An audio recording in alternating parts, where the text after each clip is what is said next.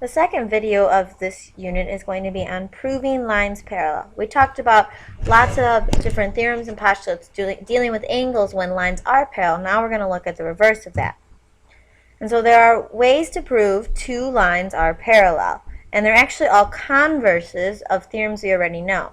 So the corresponding angles postulate said that if lines were parallel, then the angles were congruent. So we're going to look at the converse, which says if two lines and a transversal form corresponding angles that are congruent, then the lines are parallel. So again, if angles are corresponding and congruent, the lines are parallel. Alternate interior angles theorem said that if the lines are parallel, then the angles are congruent. So the reverse of that is if the alternate interior angles are congruent, then the two lines are parallel. Same side interior angles theorem said that if two angles are same side interior angles on parallel lines, then they are supplementary. So we're going to say that if two lines in a transversal form same side interior angles that are supplementary, then the two lines are parallel. And the last converse was the alternate exterior angles theorem, which the alternate exterior angles theorem said that if two lines are parallel, then the alternate exterior angles are congruent.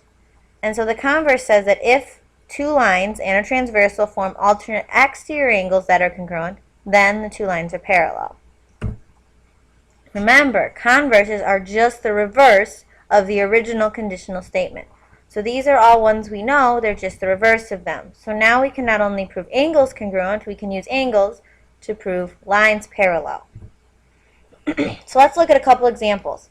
If angle 1 is congruent to angle 2, is R parallel to S? If yes, why? Take a minute, pause the video, see if you can come up with an answer.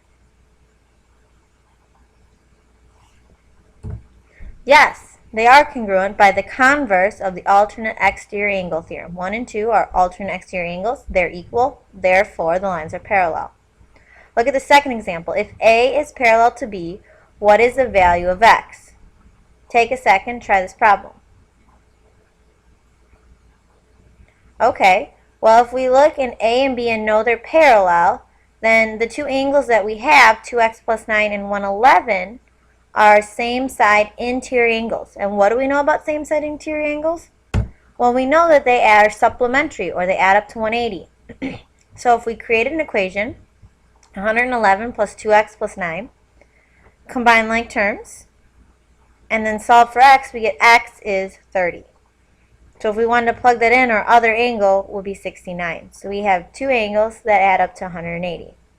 Now if we look at the last example, C is parallel to D. What is the value of W? Take a second, try this problem. Now the two angles we're given are corresponding angles, and since C and D are parallel, we know they're congruent. So if we set 55 equal to 3W minus 2 and solve for W, we get W is 19. And if we wanted to test that, 3 times 19 is 57 minus 2 is 55. So it would definitely work, and we know they're congruent. So we can use the theorems in two different ways. We can use the theorem and we can use the converse. And that's it for our video, a nice short one. I hope you have a good night and bring your questions to class.